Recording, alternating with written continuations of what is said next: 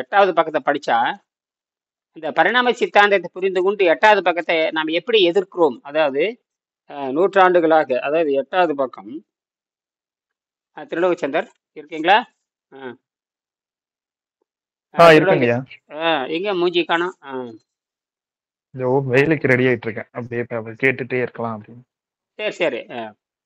ம். அப்படியே வந்து இது ஒரு நம்ம கேசவன், அதாவது கல்விக்கு கரை கிடையாது, கற்றலுக்கு வந்து கல்விக்கு கரை கிடையாது, 2 காய் போட்டாலும் 2 நாளைக்கு. கல்விக்கு கரை கிடையாது, கல்விக்கு கரை கிடையாது, கற்பவர் நாள் சில. தொந்தரவு இல்லாமல் கேட்கறதா இருந்தால் சொல்கிறேன். அப்புறம் நீங்கள் அவர் கவனிச்சிட்டு இருக்காரு, கேசவன் கவனிக்கிறீங்களா? அவ்வளோதானே. திருப்பி கவனிக்கிறியா? ரைட். பேசுகிறதா இருந்தால் ஆமாம், பேசுகிறதா இருந்தால் பேசலாம். கல்வி கரையில் அதாவது என்ன சொல்கிறாருன்னு கேட்டிங்கன்னா, இது முக்கியமான விஷயங்கள் 2. வருமானம் வருமா வராதா? சில பேர் கேட்பாங்க, இது கலையை கற்றுக்கிட்டா வருமானம் வருமா?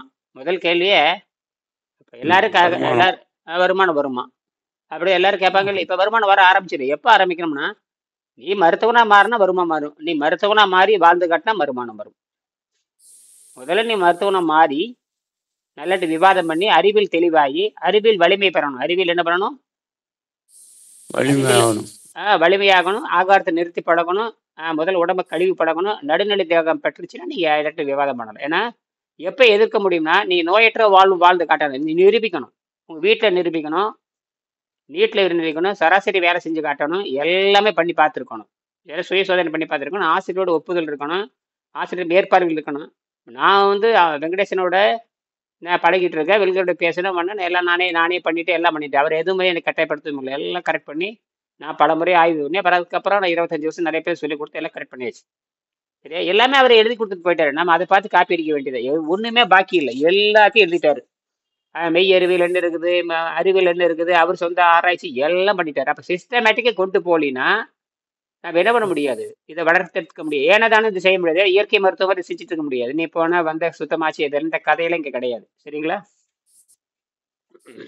மருத்துவ ஆய்வு பண்ணணும், இடக்கறிவை வாங்கணும், ஃபில்டர்னா வாங்கணும். அவங்க தான் வந்து என்ன பண்ண முடியும், மாணவரை சேர்த்துக்கொள்ள முடியும். சரி, அதனால தான் சொல்கிறேன், மீண்டும் நம்ம என்ன பண்ண முடியாது, பலகீனப்படுத்த முடியாது. இப்போ 25 வருஷம் பலகீனப்படுத்த போதுமானது. ஆக கல்வி கரையில கற்பவர் நாள் சில மெல்ல நினைக்கின் பிணிவல தெல்லிதன் ஆராய்ந்து அமைவுடைய கற்பவை நீரொழிய பாலூன் குறுகி பகைதறிந்து. இது என்னன்னு கேட்டீங்கன்னா, தேர்ந்தெடுத்து படித்துக் கொள்ள வேண்டும். அதுதான் விஷயமே. எது? தேர்ந்தெடுத்து படித்துக் கொள்ள வேண்டும். அது அங்க அடிப்படையே. தேர்ந்தெடுத்து படிக்கலைன்னா அப்புறம் தற்கொலை தான் பண்ணிக்கணும். பெற்றோர்கள் வந்து குழந்தைகளுக்கு குருகுல கல்வி அழிந்து போனங்காட்டி பெற்றோர்கள் என்ன பண்ணிட்டாங்க, பணம் சம்பாதிக்க கல்வியில் திருப்புறாங்க. குருகுல கல்வியில் வந்து அறவும் பொருள் இன்பத்தை சொல்லி தருவாங்க. ஆனால் இப்போ என்ன பண்ணுறாங்கன்னா, பெற்றோர்கள் தன் குழந்தைகளை வற்புறுத்தி தேவையில்லாத மன உளைச்சி கொடுத்து, நீ பெரிய அறிவை, நீ பணம் சம்பாதிக்கலாம், மருத்துவர் ஆகிட்டு நீ பணம் சம்பாதிக்கலாம் அப்படின்னு தப்பாக சொல்லி கொடுத்து குழந்தைகளை சாகடிச்சிடுறாங்க. அதுதான் உண்மை. பண ஆசை வந்துருச்சு உங்களுக்கு. என்ன ஆசை வந்துருச்சு? அதனால் குழந்தைகளை பலிகடா மாத்துறாங்க. அப்போ இந்த கல்வி முறை தப்பு அப்படின்னு நமக்கு தெரிஞ்சு போச்சு. அப்படின்னா இயற்கையாகவே இயற்கை மருத்துவம் தெரிஞ்சுக்கிட்டா வேலை முடிஞ்சு போச்சு. ஆக யாருக்கும் போட்டி இல்லாத தொழிலுக்கு இந்த தொழில், யாரும் போட்டி போட முடியாத தொழில், யாருக்கும் போட்டி இல்லாத தொழில், அதாவது யாருக்கும் போட்டி இல்லாத தொழில், யாரும் போட்டி போட முடியாத தொழில். யாருக்கும் நம்ம போட்டியா வரப்போறது இல்லை, யாருக்கும் போட்டியா இது வரப்போறது இல்லை. ஆக நான் பாட்டு சொல்லுங்க. இந்த பாட்டு சொன்னீங்களாயா, ஆராய்ந்து அமையுடைய கற்பவே நீரொலிய பாலும் குடியின் வயிற்றெறிந்துன்னா அது என்னன்னு கேட்டீங்கன்னா, அது என்ன சொல்றாரு? நீரொலிய அது என்னன்னா, அது என்னன்னு கேட்டீங்கன்னா, அது ஒரு பறவை மாதிரி. அது எப்படின்னு கேட்டீங்கன்னா, நல்லதை மட்டும் எடுத்துக்கொண்டு மற்றதில் விட்டு விடல் அர்த்தம். நல்லதை மட்டும் எடுத்துக்கொண்டு மற்றதை விட்டு விடல். ஊழமூக்கு தின்னு போட்டு நல்ல மூக்கு கொண்டு வான்னு சொல்றோம்ல, அதே மாதிரி தான். ஊழமூக்கு தின்னு போட்டு நல்ல மூக்கு முண்டமே ஊழமூக்கு தின்னு போட்டு நல்ல மூக்கு கொண்டு வாங்குற மாதிரி, நீ என்னதான் கலக்கி வச்சாலும் இந்த நல்லதை மட்டும் எடுத்துக்கொள்ற அறிவாளிகள் உலகத்தில் இருப்பாங்க. நல்லதை மட்டும் தேர்ந்தெடுத்து படிக்கின்ற அறிவாளிகள் இருப்பாங்க. அந்த மாதிரி தான் அந்த நீங்க வந்து கல்வி கரையே கிடையாதப்பா, கண்டதெல்லாம் படிச்சுட்டே இரு. நீ அது கரையே கிடையாது. ஆ, படிக்கிறனாலே கொஞ்சம் தான், படிக்கிறனாலும் கொஞ்சம் தான். அதனால தேர்ந்தெடுத்து படித்துக்கொள், தேர்ந்தெடுத்து படித்துக்கொள். தேர்ந்தெடுத்து படிச்சுட்டீங்கன்னா எதையும் எதிர்க்கலாம். அப்ப நீ இது வரைக்கும் நீங்க தேர்ந்தெடுத்து படிக்கவே சரி. இல்லை. தேர்ந்தெடுத்து நீங்கள் படிக்காதனால ஆ, தான் நீங்க என்ன பண்ணீங்க, பைத்தியக்காரனா மாறி இருக்கீங்க. உலகமே பயப்ப நான் இனியும் தேர்ந்தெடுத்து படிச்சுக்கிட்டு தப்பிச்சிட்டேன். தேர்ந்தெடுத்து நான் உணவே சரி. இல்ல தைரியமா போய் உணவில்லாமல் வாழும் கலை என்னன்னு நேரடியா போனேன். எப்படியா வாழ்றதுன்னு கேட்கறேன். நேரடியா உணவில்லாமல் வாழ்றது எப்படின்னு டைரக்டா போனேன். நேரடியா போனேன். என்னது இந்த ம். இலக்கே உணவில்லாமல் வாழ்றது எப்படிங்கிறதான். ஆரம்பத்துல சமையல் கட்டிருந்து விடுதலை அடைவது எப்படி, அதுக்கப்புறம் உணவில்லாமல் வாழ்றது எப்படி, அங்க நேரடியா போனேன். ஏன்னா ஏற்கனவே என்னுடைய கருத்து ஒத்து போகுது. என்னுடைய கருத்தும் வெங்கடேசன் கருத்தும் ஏதோ ஒரு வகையில் ஒத்து போகுது. அந்த தேர்ந்தெடுத்து போனேன். அப்படி சரி இதை கத்துக்கிட்ட என்னடா. அப்ப இயற்கை அதுதான் இந்த இடத்துல, அதாவது இந்த இப்ப தேர்ந்தெடுத்து கற்றுக்கொள்றதுக்கு நான் நேரா போனேன். அப்படின்னா இந்த கல்வி அதான் இந்த கரையில பாட்டு. அதே இந்த பாட்டு, அதாவது தேர்ந்தெடுத்து கற்றுக்கொள்ளுங்கள். இல்லைன்னா என்ன தேர்ந்தெடுக்கிறாயோ அதுதான் உங்களுக்கு கொல்லும். நல்லதே தேர்ந்தெடுத்தா உங்களை காப்பாத்தும், தீயதை தேர்ந்தெடுத்தா சொல்லிவிடும். அதுதான் நீங்க பட்டப்பாடு. இப்ப நீ இது வரைக்கும் நீங்க தப்பு தப்பா தேர்ந்தெடுத்திருக்கிறீங்க. என்னது தப்பா தான் தேர்ந்தெடுத்துருக்கு. தப்பா தேர்ந்தெடுத்து கடைசியில் என்ன மாட்டிட்டீங்க, ஆஸ்பத்திரியே கெதி. கடைசியில எதுவும் சரியாகல. அதுதான் இந்த இடத்துல கல்வி கரையல. அப்ப கல்விக்கு கரையே கிடையாது. கல்விக்கு கரை கிடையாது. நீ படிச்சுட்டே இருந்தீங்கன்னா எப்ப தேர போற. அப்ப படிச்சுட்டே அது உன்னுடைய விருப்பம் தான். பெற்றோர்கள் இது பெற்றோர்கள் என்ன ஆ, பண்றாங்க தெரியுமா, தப்பா சொல்லி கொடுக்குறாங்க. நீ பணக்காரனாகு பணக்காரனாகு பணக்காரனாகு. என்னது பணக்காரன். பணக்காரன் நீட்டு படிச்சு பணக்கார, நீட்டு படிச்சு தற்கொலை தான் பண்ணுது. அது பெண்கள் தற்கொலை பண்றது சகித்துக் கொள்ளவே முடியல. பெண்கள் எவ்வளவு தியாக மனப்பான்பு உடையவங்க. அவங்க வந்து இந்த நாட்டுக்கு நல்லதை பெற்று தரக்கூடிய சக்தி உடையவங்க. பெண்கள் மாதிரி சக்தி உடையவங்க யாரும் கிடையாது.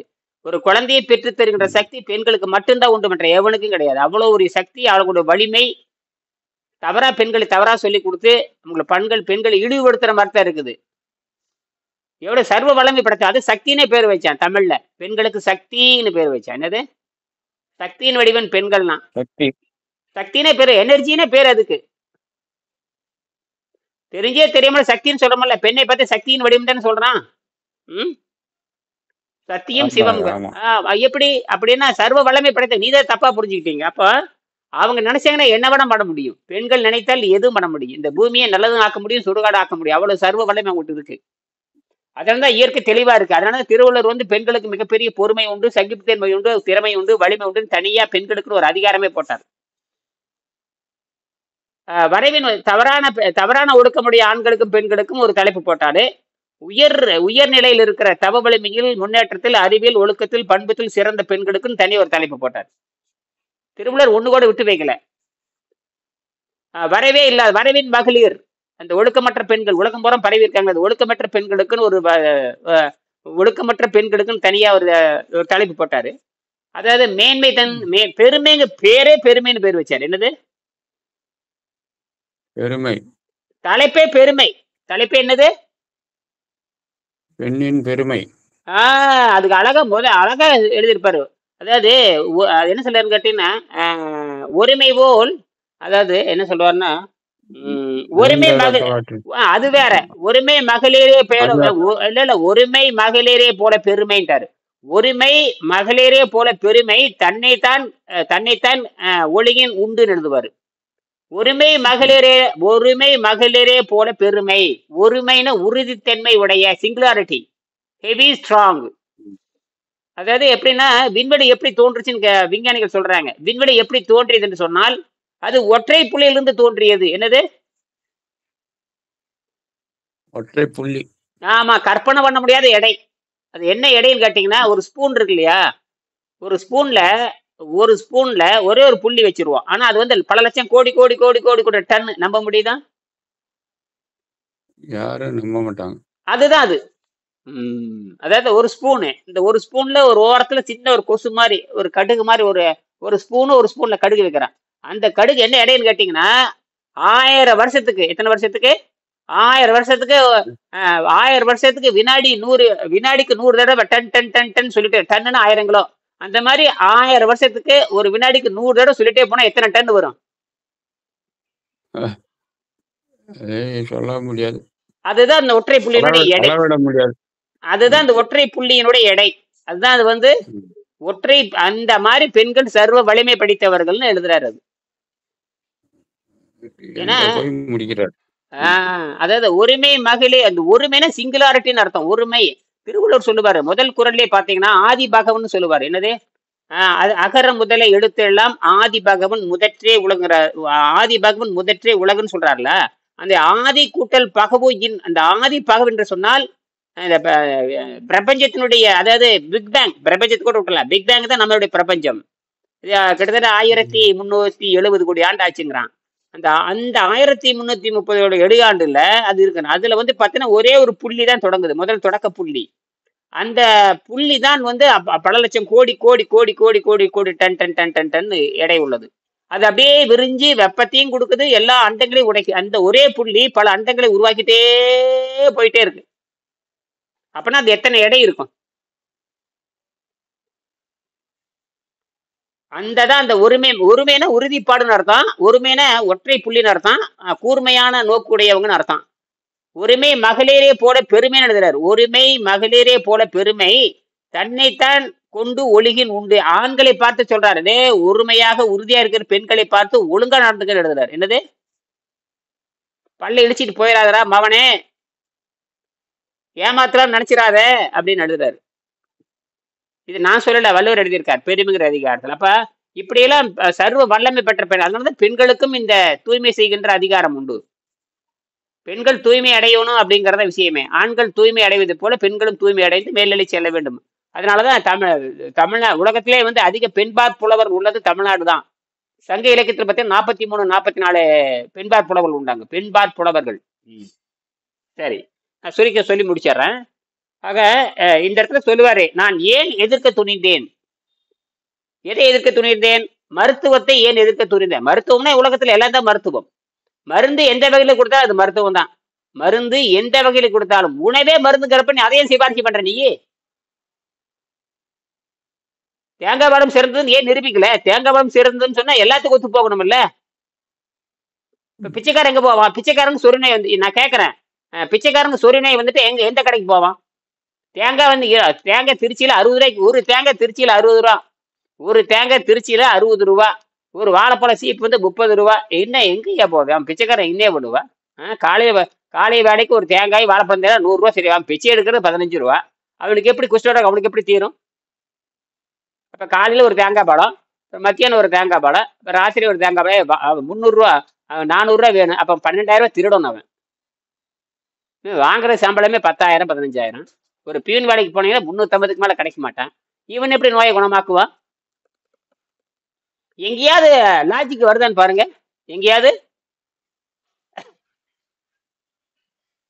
ஆமா சொல்றது வெறும் முருங்கைக்கீரையும் தண்ணியும் போதுங்கிற. என்னது? வெறும் முருங்கைக்கீரையும் தண்ணி போய். இப்ப 5 ரூபா, நானே ஒரு வீடியோல சொல்லியிருக்கேன், ஐயோ 5 ரூபா இருந்தா போதும்னு சொல்லியிருக்கேன். சமீபத்தில் ஒரு வீடியோல போன வருஷம் பேசினேன், இனி எனக்கு 5 ரூபா இருந்தா போதும்னு சொன்னேன். அந்த வீடியோ வேணா அனுப்புறேன் பாருங்க. பாத்திருக்கீங்களா அந்த வீடியோ? இல்ல பாக்கல. பாத்திருந்தா தானே தெரியும். பாத்துருக்கேன். ஐயோ 5 ரூபா இருந்தா போதுன்னு சொல்லியிருக்காதுல்ல. அவன் தான் இன்னும் 5 ரூபா பின்ன என்னையா பசி தாகத்தை கட்டுப்படுத்திட்டு இயற்கை செய்யுது. 5 ரூபாய்ங்கிறது நீங்க நம்ப மாட்டேங்கிறதுக்காக சொன்னதுன்னு நான் சொன்னேன்.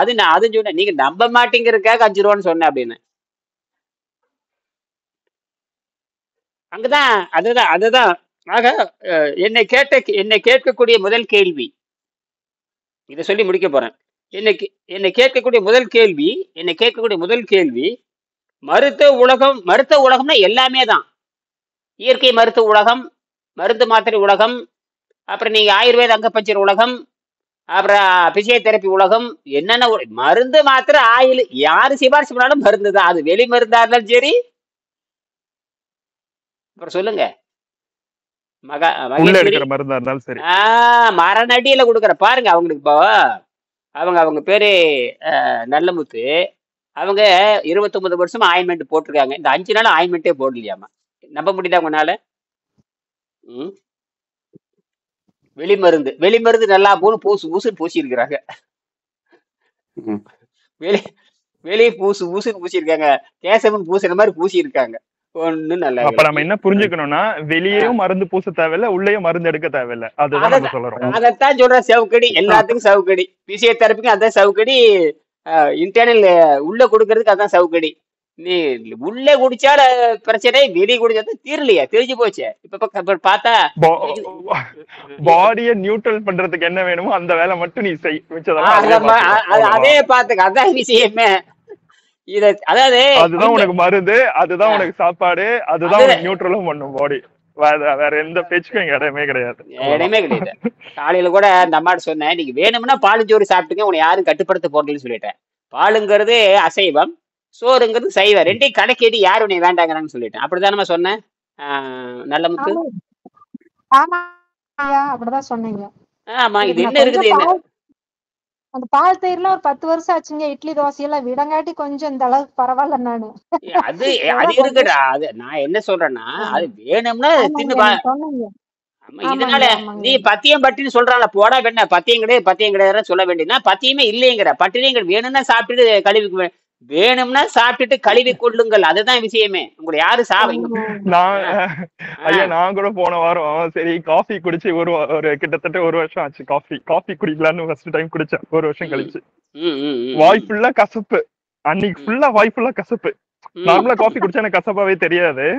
மேபி இந்த 1 வருஷம் காஃபி குடிக்காததுனாலயா இல்லாட்டி அதோட தன்மை அப்பதான் எனக்கு தெரியுது. ஆஹா, அப்ப நம்ம டெய்லி அப்ப அவ்வளவு காஃபி குடிச்சிருக்கோமே, அப்ப ஒவ்வொரு வாட்டியுமே இப்ப பாடி இந்த வெஜிடபிள்ஸ் எல்லாம் எடுத்து கிளீன் பண்ணதுனால பாத்தீங்கன்னா ஒரிஜினல் ஒரே ஒரு காஃபி குடிச்சா அது எவ்வளவு எஃபெக்ட் பண்ணுதுன்னு எனக்கு தெரியுது. ஆகையினாலதான் ரொம்ப ஆராய்ச்சி பண்ணி 1000 முறை சோதனை பண்ணிட்டு 100 முறை சோதனை பண்ணியிருக்காரு. நான் 100 முறை. அப்ப அது இந்த அறிவியல் என்ன சொல்லுவான்னு கேட்டீங்கன்னா, அறிவியல் நல்லா புரிஞ்சுக்குங்க. ஒரு அறிவியல் வெற்றி அடையணும்னா 100 முறை அளந்து பார்த்தாலும் 100 முறை செய்தாலும் சரியா வந்தது அது அறிவியல்னு சொல்லுவாங்க. எப்படி? 100 முறை செய்து பார்த்தாலும் 100 முறை சரியா வரணும். அதாவது 99 முறை சரியா வந்துட்டு 1 முறை தவறா வந்தா அது அறிவியல் கிடையாது. அதான் அறிவியல். என்னது? அப்படி தவறா ஏதோ வந்துச்சுன்னா நம்ம தவறா ஏதோ பண்ணிட்டு இருக்கோம், நியூட்ரல் சரியா ஒண்ணும் பண்ணலன்னு அர்த்தம். அது அறிவியலுக்கு அதே விதியே. இப்ப நான் சுவிட்ச் போட்டா லைட் எரியணும், யாரு போட்டா லைட் எரியணும், யார் வச்சாலும் பிளஸ்ன்னு காட்டணும், யார் வச்சா மைனஸ்ன்னு காட்டணும். இது பிளஸ் அது மைனஸ் அப்படி காட்டிக்கிட்டே இருக்கணும். சும்மா இஷ்டத்துக்கலாம் யார் வச்சாலும் இது பிளஸ் அப்பா, நெகட்டிவ் இது பாசிட்டிவ். இதுதான் விஞ்ஞானம். இது யாரும் மாற்ற முடியாது. அதே மாதிரி குவாண்டத்துல அப்ப இது கிளாசிக்கல்ல. இப்ப கிளாசிக்கல்ல பாத்தீங்கன்னா மேம்போக்கா சொல்றது, அதுவே அவ்வளவு உறுதிப்பாடா சொல்லுது. ஆனா குவாண்டத்துல போயிட்டீங்கன்னா இது நீங்க செய்யறதுல குவாண்டம் மெக்கானிசம். இப்ப நீங்க பண்றீங்க பாத்தீங்களா, உள்ள போயிடுறீங்க. எங்க போயிடுறீங்க? உள்ள போயிடுறீங்க. உள்ள போய் உங்களுக்கு பிறவி ஜென்ம நோயான இந்த பிறவி நோயும் கர்ம நோயும் சொல்ற, இந்த கர்மான்னு சொல்றாங்களே, கர்மான்னு சொல்லி உலகத்தை ஏமாத்துறாங்களே. எது தெரியுமா? இப்ப தெரிஞ்சுதா கர்மா எதுன்னு உங்களுக்கு தெரியுதா? கர்மா எதுன்னு உங்களுக்கு புரியுதா? கர்ம வினை என்ன ஜென்மம் படுத்தவன் இந்த நோய் தீர மாட்டேங்குது. என்ன பாலா போன ஜென்மம். இந்த கடவுளை கும்பிடுச்சாலும் நல்ல மாட்டேங்குது, இந்த கடவுளை கும்பிட்டா நல்ல மாட்டேங்குது, கோயிலுக்கு போனா நல்லா மாட்டேங்குது, கும்பாபிஷேகம் நல்லா மாட்டேங்குது, சர்ச்சுக்கு போனா நல்லா மாட்டேங்குது, மாதா விட்டு போனாலும் நல்லா மாட்டேங்குது. அவரு பேர் முன்னெடுத்துட்டு இருக்காரு, புஷுன்னு ஓதுறாரு, அவர்கிட்ட போனா நல்லா மாட்டேங்குது, ஜபம் பண்றது கூட நல்லா மாட்டேங்குது, எந்த கோயிலுக்கு கூட நல்லா மாட்டேங்குது. இந்த கர்மம் தீராத தவம் இருந்தீங்க. இப்ப கர்மம் என்ன தெரியுமா? பிறவி நோயான பசிதாகத்தை எவன் கட்டுப்படுத்துறானோ, இப்ப புரியுதா? பிறவி நோயின்னு ஜென்ம நோய், அதை கர்ம நோயின்னு அர்த்தம். இவன் தப்பா சொல்லி கொடுத்துருக்காரு. இந்த 2000 வருஷம் எல்லாருமே திருட்டு போயின்னு இப்படிதான் சொல்லிருக்காங்க. அப்பதான் கர்மன் ஏதாச்சும் என்னடா கர்மா? பிறவி நோய் கர்மா. அதான் வள்ளுவர் சொன்ன. அதான் வள்ளுவத்தை நம்பு, அவ்வளவுதான். வள்ளுவத்தை நம்பி இந்த புத்தகத்தினுடைய செய்முறையை நம்பி நீங்கள் உங்களை அறிவியல் சோதனைக்கு உட்படுத்திக் கொள்ளுங்கள். அறிவியல் படுத்தணும். இது யோக சாதனைகளை அறிவியலுக்கு உட்படுத்துவது புதுசல்ல. ஏற்கனவே யோக சாதனை விண்வெளி ஆராய்ச்சியாளர்கள் பண்ணி பார்த்துட்டாங்க. பிரகலாத் ஜானிங்கிற மிகப்பெரிய அவர் 50 வருஷமா சாப்பிடாம இருந்தவர். அவர் தண்ணி கூட குடிக்கிறது இல்லை. என்ன குடிக்கிறது இல்ல? பிரகலாத் ஜானி தண்ணியும் குடிக்கிறது இல்ல, கீத்து எது காற்றை மட்டும் சுவாசிச்சு ஆள் பார்த்தீங்கன்னா துரும்பு மாதிரி இருப்பாரு. இப்பதான் அவர் முக்தி அடைஞ்சாரு. எந்த நோயுமே இல்லை அவருக்கு, எந்த நோயுமே இல்லை. அது முக்தி அடைஞ்சிடும்.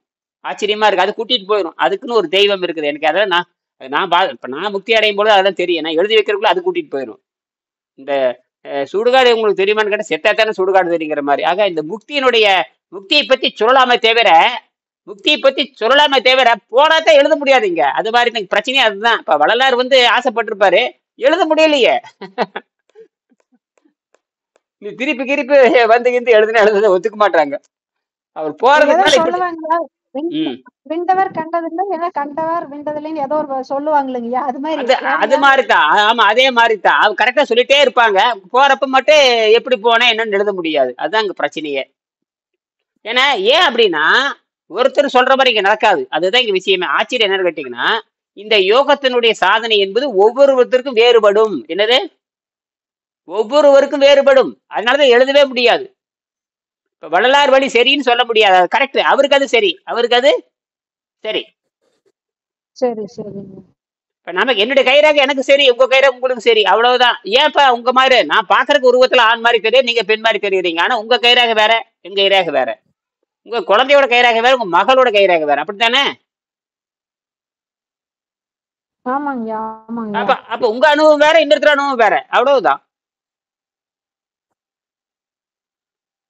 ஆ,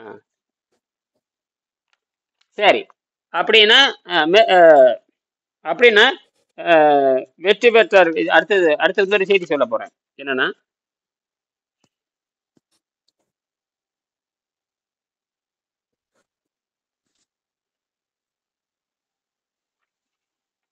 அதான் அந்த காலத்துல பாத்தீங்கன்னா யாத்திரிகள் வந்து கத்துட்டு போனாங்க. இந்தியாவில வந்து பாத்தீங்கன்னா பழங்காலத்துல எப்படி இந்த வெள்ளக்காரன் வந்து நாசம் பண்ணாங்கிறதுக்கு ஒரு காரணம். அந்த காலத்துல வந்து இந்தியா தான் வந்து உலகத்துக்கே பல்கலைக்கழகத்தில் சிறந்த நாடு. உலகத்திலேயே எந்த நாட்டிலும் பல்கலைக்கழகமே கிடையாது. தமிழ்ச்சங்கத்திலிருந்து எடுத்துக்கோங்க. இவனுக்கு வச்சிருந்ததெல்லாம் மிஞ்சி 600 ஆண்டுகள். ராயல் சொசைட்டின்னு சொல்றாங்க. வெள்ளக்கார ராயல் சொசைட்டி பார்த்தீங்கன்னா ஒரு 1600 இருக்கலாம். அவ்வளவுதான் இருக்கேன். பல்கலைக்கழகம் ஒன்றும் பெருசெல்லாம் ஒன்றும் கிடையாது. எல்லாம் ராயல் அந்த ராஜாவுக்கு மட்டும் பண்ணிட்டு இருப்பாங்க. ஆனா நான் சொல்றது குருமார்கள் நடத்திய கல்விமார்கள், சாதி மதம் பேதம் கடந்து நடத்திய பல்கலைக்கழகம் மட்டும் இந்தியாவில மட்டும் கிட்டத்தட்ட பார்த்தீங்கன்னா 15, 16, 20க்கு மேல இருக்குது. ஒரு 15, 14 நாலந்தா, தட்சசீலம், விக்ரமசாலா, ஜெகதலா, இது நிறைய பேரு இதுல காணும். அங்க வந்து வெளிநாட்டவர் வந்து கத்துட்டு போயிருக்கானுங்க. எப்போ? 3000 ஆண்டுக்கு முன்னாடி. நினைச்சு பார்க்க முடியுதான்னு பாருங்க. 3000 ஆண்டுல 6000 ஆண்டுக்கு முன்னாடியே சித்தர்களை பார்க்க வந்திருக்கிறாங்க. சித்தர்கள், நெறியாளர்கள், அவங்கதான் எல்லாமே. எல்லாம் பயங்கரமான ஆளுங்க எல்லாமே. அப்பவே அப்ப சித்தர்கள், யோகிகள், ஞானிகள் எப்ப தொடங்கிட்டாங்கன்னு கேட்டீங்கன்னா அது 7000, 10,000, 20,000 ஆண்டு. மயன் வந்து 15,000 ஆண்டு. அதனாலதான் நான் தைரியமே எதுக்க ஆரம்பிச்சிட்டேன். இது நம்ம கிட்ட ஸ்ட்ராங்கா இருக்கிற அப்படின்னு. அவர் தான் வாஸ்து சாஸ்திரம் ஒழிச்சது. வாஸ்து மந்திரம் எல்லாத்தையும் மேற்கு நாட்டு படையெடுப்பால் அழிஞ்சு போச்சு. மேற்கு நாட்டு படையெடுப்பால் இந்தியாவில் இருக்கிற வாஸ்து சாஸ்திரம், இந்தியாவில் இருக்கிற மந்திர சாஸ்திரம், இந்தியாவில் இருக்கிற இன்னொன்று இந்த கட்டிடம், அப்புறம் வந்து கட்டிடக்கலை, அப்புறம் வந்து வானியல் கலை, அப்புறம் வந்து மந்திரக்கலை, இந்த 3மே மேற்கு நாட்டு படையெடுப்பால் அழிஞ்சு போச்சு. இப்ப சொல்ற ஜோதிடம் சும்மா டூப்பு வயிற்று பழப்புக்கு, புரியுதுங்களா? நம்ம நிலநடுக்கம் உள்ள பூமிக்கு பொருந்தவே பொருந்தாது. நிலநடுக்கம், பூகம்பம் இருக்கிறப்ப நீ என்ன ஜோதியம் பார்க்க போற? மழை பிடிச்சி அடிச்சதுன்னா ஒரே அடி, ஒரு 5 கிலோ மழை வச்சுன்னா நீ வந்து ஒரு விவசாயமே காலி. நல்ல காலையில பூசை போட்டு ஏர் பூட்டி சாமி கும்பிட்டு கரெக்டா போட்டு விவசாயம் பண்ணிட்டு இருப்பீங்க. கரெக்டா அறுவடை வர்ற அன்னைக்கு பிடிச்ச மழை ஒரு 10 உடம்பு பேஞ்சதுன்னா கோயிந்தா தான். அப்புறம் எல்லாம் பரவடம் போய் சேர்ந்து. அப்ப அந்த சாமியை கருப்பராயன்னு காப்பாத்துது, சங்கிலி கருப்புன்னு காப்பாத்தாது. கோழி அறுத்து குழம்பு வச்சதோட முடிஞ்சு போச்சு. அன்னைக்கு கோழி அறுத்து முதல் நாள் குழம்பு வச்சு அதோட முடிஞ்சு போச்சு. இப்படித்தானே நடக்குது. அப்ப இங்க எங்க சாதகம், எங்க சோதியம், எங்க அப்படி பாத்தீங்கன்னா இப்ப மியான்மர்ல சாதகம் பார்த்து என்னாச்சு? எத்தனை இப்ப தினம் நிலநடுக்கம் வருதுங்கிறான். போச்சுரா. இங்க 7 கும்பிடு கும்பிட்டு அப்படியே போறவன் அப்படியே பாசாட்டு இந்த டிகிரி படிச்சுக்க, இன்ஜினியர் படிச்சுக்க அப்படிங்கிறாங்க. அமெரிக்கால வரக்கூடாதுன்ட்டான். இப்போ எல்லாம் அமெரிக்கா கனவுல போச்சு. எல்லாம் டிகிரி கழட்டி விட்டான் ட்ரம்ப். இங்க அப்படியே படிச்சு புரிய ஆளு மாதிரி அப்படியே எம்டெக் படிச்சுட்டு அங்க போறது அவன் துரத்தி விட்டான். எவனும் உள்ள வரக்கூடாதுன்ட்டான். போச்சு. அப்ப இன்ஜினியர் கனவுல இதோட புஸ்வானம் போயிடுச்சு. சங்கு ஊதி விட்டான். ஜெர்மனி இனிமேல் போக முடியாது. இன்னும் ஒவ்வொரு நாடும் முடிச்சுக்குவானுங்க. எல்லா நாடும் பிச்சைக்கார. ஏன்னா அவங்க சோம்பேறி ஆயிட்டானுங்க. எல்லாருமே சொகுசு வாழ்க்கை வாழ்ந்து இவனுக்கு வேலை இல்லாம போச்சு. அப்ப இனப்பெருக்கு நடந்துட்டே இருக்கு இல்லையா? இனப்பெருக்கு நடக்க அந்நிய வந்து உள்ள பூந்துட்டே இருக்கும் போது இன்னும் நம்ம ஆளு இனப்பெருக்கு பெருகிட்டே போயிருங்க. கூத்தடிச்சுட்டே இருக்கிறானே. ஐரோப்பிய நாடுகள் சாராயம் குடிக்கிறது, கூத்தடிக்கிறது தான். எவனும் படிக்கிறதுலாம் கிடையாது. சும்மா பேசிக் மட்டும் படிச்சுக்குவானுங்க. என்னது? கட்டாய படிப்பு. அந்த 19 வயசு வரைக்கும் ஏதோ ஒரு படிச்சுக்க வேண்டியது. டிகிரி வாங்கிட்டு 100க்கு 99 பேர் படிச்சுட்டாங்கன்னு ஒரு காட்டிக்க வேண்டிய. அப்புறம் பாரு ஊரை சுத்திட்டு இருப்பான். இதுதான் வேலை. அங்க ஒழுக்க பண்பு, குருகளை கல்வி எல்லாருமே மேனேஜ்மெண்ட்ல போயிடுவாங்க. அதாவது இப்ப பிசினஸ் இல்லாட்டி அந்த கம்பெனிஸ் உள்ள போயிட்டு ஒரு பெரிய போஸ்ட்ல உட்காந்துருவாங்க. வெளிநாட்டுல முக்காவாசி பாத்தீங்கன்னா அந்தந்த அந்தந்த குடிமை என்ன சொல்ற சிட்டிசன்ஸ் எல்லாம் பாத்தீங்கன்னா கீழே இறங்கி வேலை செய்ய மாட்டாங்க. கீழே இறங்கி வேலை செய்யறதுக்கெல்லாம் மத்த கண்ட்ரில இருந்து வந்துருவாங்க.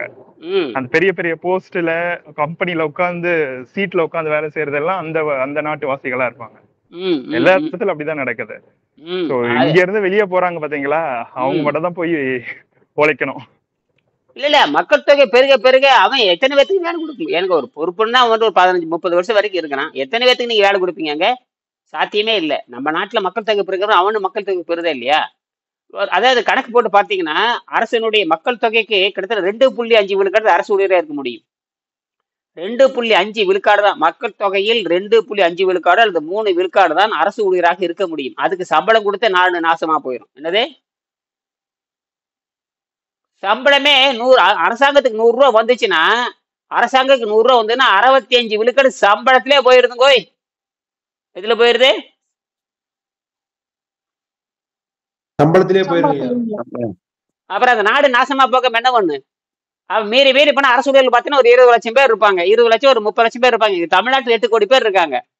சம்பளமே 65,000 20 லட்சம் பேத்துக்கு போயிடும். அப்புறம் பூரா 20 லட்சம் எங்க 8 கோடி எங்க? அந்த வெறும் அந்த 30% வச்சுட்டு இவங்க எல்லாம் பிரிச்சு கொடுக்கறது ஒண்ணும் நடக்காது. அதனாலதான் ட்ரம்ப் என்ன பண்ணிட்டான், அரசு ஊழியர்கள் கெடுக்கி போட்டான். அங்கேயே ஏமாத்தாரமே பென்ஷன் அப்புறம் தூக்குடான்ட்டான். 90 வயசாகி பென்ஷன் ஆளே செத்து போய் கிடக்குதுங்கிற அங்க பார்த்தா கோடிக்கணக்கில் பணம் போயிருப்பாரு. கண்டுபிடிச்சு பார்த்தா லட்சக்கணக்கில் அமெரிக்காவிலும் திருட்டு வேலை பண்ணியிருக்கானுங்க. கண்டுபிடிச்சிட்டானுங்க. அமெரிக்காவிலும் திருட்டு வேலை பண்ணியிருக்கானுங்க. செத்து போனவனுக்குலாம் சம்பளம் போயிட்டே இருக்குது.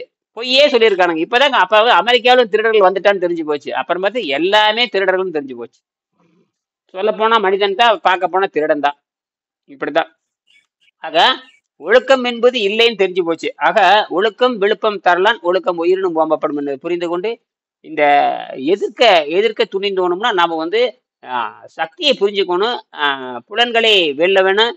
அப்புறம் வந்து பகுத்தறிவை 5ஆம் அறிவை புலன்களை 5ஆம் அறிவை தாண்ட வேண்டும். 6ஆம் அறிவை தாண்ட வேண்டும்.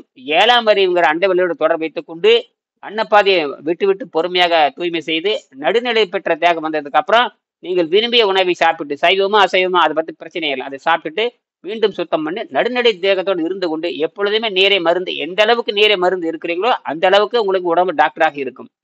அது மோட்சத்துக்கு கொண்டு போய் விடும் தானாவே. அது கபால மோட்சம். என்னென்ன ஆமா இப்ப ஐயா சொல்றதெல்லாம் செய்யணும் அப்படின்னா பொறுமையா ஆசிரியருடைய பயணம் செய்யணும். 12 வருஷம் இல்லைன்னா டவுசர் கண்டு போயிரு. ஏதோ வயிற்று நல்லா போச்சு ஓடுனீங்க நீங்க மாட்டீங்களா, வயிற்று நல்லா போச்சு எனக்கு சக்கரை நல்லாயி போச்சு அப்படின்னு போனீங்கன்னா டவுசர் கண்டு போயிடும். அதெல்லாம் நான் பார்த்துட்டேன் நான்.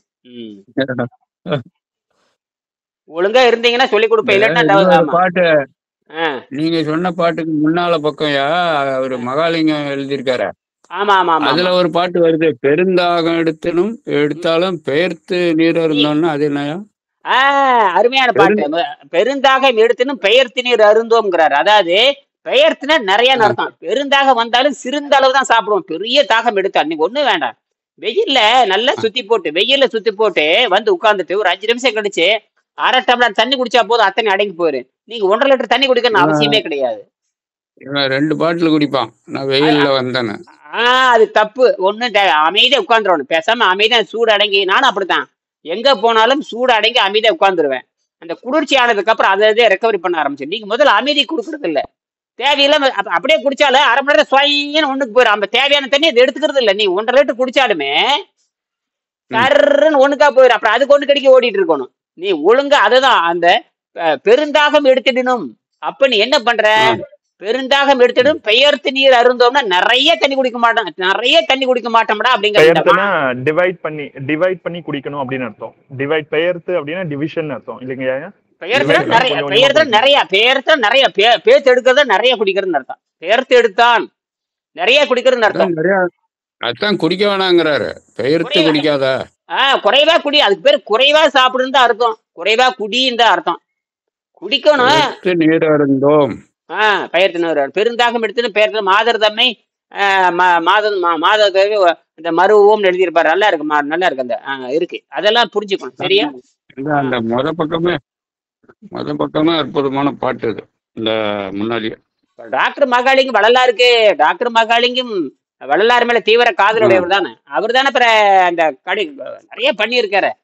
வேதாத்திரி மகரிஷிக்கு இடம் கொடுத்தது அவர் தான். 1 ஏக்கரை அவரே அந்த காலத்துல 2 ஏக்கரை 3 ஏக்கரை கொடுத்துருக்காரு. 2-3 ஏக்கர் கொடுத்தாரு. அதை வச்சு அவங்க விரிவு பண்ணிட்டாங்க. அது கோடிக்கணக்கில் சம்பாரிச்சுட்டாங்க. கோடிக்கணக்கில் விரிவு பண்ணிட்டாங்க. அது 10 லட்சம் பேர் இருப்பாங்க. ஏன் குறைஞ்சபட்சம் 20 லட்சம் பேர் இந்தியா போற உலகம் போற இருக்காங்க. ஆமாய்யா, ஆமா. அது பெரிய எத்தனை ஒரு ஏக்கம். ஆமா ஆளுக்கு 100 ரூபா கொடுத்தா ஆளுக்கு 100 ரூபா கொடுத்தா வருஷத்துக்கு 100 கோடி அங்கேயே வருமானம் வந்துடும். வருமானமும் பஞ்சமே இல்லை. நல்ல சாப்பாடு நல்லா போடுவாங்க. நல்ல ஹோட்டல் கடிச்சு நடத்துறாங்க. நல்ல ஹோட்டல் கடிச்சு நல்லா நடந்து போய் நல்ல காலையில் நல்ல காஃபி, நல்ல டீ, போண்டா, பஜ்ஜி, பட்டையை கலப்பலாம். பூரி பொங்கல் நல்லா குசு போட்டு சாப்பிடலாம். மறுபடியும் 11 மணிக்கு குசு போட்டுட்டு நல்லா காஃபி குடிக்கலாம். மறுபடியும் 12:30 மணிக்கு குசு போட்டுட்டு நல்லா சாப்பிடலாம். இது குசு போடுற வேலை தான். பின்ன என்ன வேலை? ம் நல்லா குசு டர்ரு புருன்னு குசு போட்டுட்டு ம் நேர்ல நான் பாத்துறது, நானும் நேர்ல பாத்துறத நானும் சொல்றேன். நான் மட்டும் என்ன, நானும் போய் நேர்ல பார்த்துட்டு சாப்பிட்டுட்டு தான் நான் சொல்றேன். நான் எங்க போன ஒரு தடவை எங்க போனேன்னு கேட்டீங்கன்னா, இந்த சாப்பிட்றானுங்களே இல்லையான்னு பாக்குறதுக்கா போயிருந்தேன். எங்க இந்த சென்னையில இருக்கிற ராமகிருஷ்ண மடத்துக்கு போயிருந்தேன். மந்தைவெளி, சென்னையில மந்தைவெளின்னு ஒரு இடம் இருக்கு. சென்னையில மந்தைவெளி ரொம்ப டாப் ஃபேமஸ். அந்த மந்தைவெளியில் பார்த்தீங்கன்னா ராமகிருஷ்ணா மடம் இருக்கு. ராமகிருஷ்ணா மடத்தை பாக்குறதுக்கு இந்த ஜப விதானத்தை வாங்கிட்டு ஜப விதானம் ராஜயோகம் வாங்குறதுக்கு போயிருந்தேன். கரெக்டே போயிட்டு கரெக்டா 12 மணிக்கு ஓசி சாப்பாடுட்டாங்க. கொக்க மக்க ஓசி சாப்பாடா? எனக்கு அது தெரியாது எனக்கு. ஆனா கொக்க மக்க ஓசி சாப்பாடு போடுறாங்களா அப்படி என்னங்க கேட்டேன். அது பார்த்து பட்டை கலை பொறுத்து கேட்டு ஓசி சாப்பாடு அது தினம் நடக்குதுங்க அப்படின்னாங்க. அப்புறம் எத்தனை பேருங்க? அது நீங்க தட்டு எத்தனை பேருங்க சாப்பிடலான்ட்டாங்க. நானும் சரி தட்டு எடுத்து சில்வர் தட்டு எடுத்துட்டு கிளம்பிட்டேன். அது சில்வர் தட்டே 1 கிலோ இருக்கும். அந்த தட்டே அவ்வளவு கனம் எடுத்து கரெக்டா ஒரு பூங்கா மாதிரி உட்காந்து கரெக்டா பார்த்தா ஆரிய பவன் ஆனந்த பவன் வண்டி ஜம்முன்னு வந்து இறங்குது. ஆரிய பவன் ஆனந்த அடம் கொக்க மக்கா நாம இது கையே ஆரிய பவன் இறங்குது. வந்தா சும்மா வந்து ஒரு 10 பேர் இறங்குறாங்க. சும்மா நெய் மணக்குதுங்க. அப்படியே போடுறதே போட நல்லா போடுங்கட்டேன். நான் நல்லா நெய் பொங்கல் அட்டம் கொக்க மக்க நெய் பொங்கல் இலவச சோறு ஓசில கிடைச்சா பட்டை ஒரு கலப்பு கிளப்பிட்டேன். நல்லா நான் முந்திரி பருப்பு அதுவே நிறைஞ்சு போச்சு. அதுக்கப்புறம் சாம்பார், ரசம், வடை, பாயாசம் ஒன்றும் சொல்ற மாதிரி இல்ல. அப்புறம் எங்கடா உங்களுக்கு ஞானம் கிடைக்கும்? தினம் நடக்குது. தினம் எங்க இருந்து வருது? ஆனந்த பவன், ஆரிய பவன். அடேங்க அப்பா ஒன்னும் ஜபலா கீர்த்திலால், மோதிலால், அந்த லால் இருந்து அல்வா வேற வந்துருது. அட்டங்கோக்கமக்க அது வேறையா? அது ஒரு கட்டு ஒண்ணு இதெல்லாம் தின்ன அப்புறம் எங்கேயா மோட்சம் கிடைக்கும்? அத்தனை பேரு வெள்ளை வெளியே உட்காந்துருக்கானுங்க. அப்புறம் தான் தெரியுது, ஓ இந்த வெள்ளை வெளியேறது அப்ப தெரிஞ்சு போச்சு. எல்லாம் சாப்பாடுறாமான்னு அப்பதான் தெரிஞ்சது. எல்லாம் வயிறு பார்த்தீங்கன்னா அத்தாச்சோடு வச்சிருக்கானுங்க. அந்த நீலகண்டி மாதிரி இந்த கோயிலுக்கு முன்னாட பெரிய பூதகணங்களாட்டு இருக்கானுங்க. ஒவ்வொருத்தர் கால் மட்டும் பார்த்தீங்கன்னா பனைமரம் மாட்டு இருக்கு ஒவ்வொருத்தனுக்கு. அப்புறம் தான் பார்த்தேன், இது தேராதராடாங்க அப்பா சொல்லிட்டு நானும் தின்னு போட்டு நானும் மூச்சு விட்டு நானும் ஒரு குசு விட்டு போட்டு வந்துட்டாங்க. நீங்களும் குசு விடுங்க நானும். அட கருமா, ஒரு நாள் தின்னதுக்கே இப்படின்னா அவன் தினம் திங்கிறான எப்படி இருப்பான் அவன்? அதே இந்த மாதிரி எல்லா இடத்துக்கும் நான் போய் பார்த்திருக்கேன். அதே மாதிரி இந்த இன்னொன்று இருக்குது. அதெல்லாம் சொன்னா நேரமாகும். ஒரு தடவை பாம்பே போயிருந்தேன். பாம்பே கிருஷ்ணன் கோயிலுக்கு போனோம். இதை விட அடேங்கப்பா பாம்பே கிருஷ்ணன் கோயிலுக்கு போய் பார்த்துருங்க. நீங்க வாழ்க்கையில் ஒரு வாய்ப்பு இருந்ததுன்னா பாம்பேனுடைய கிருஷ்ணன் கோயிலுக்கு போய் பாருங்க. அடேங்கப்பா சும்மா நெய்யிலேயே இந்த பொங்கல் போடுவான் பாருங்க. எடுத்த பொங்கல் எடுத்தீங்கன்னா நெய் தான் முதல்ல ஒழுகும்.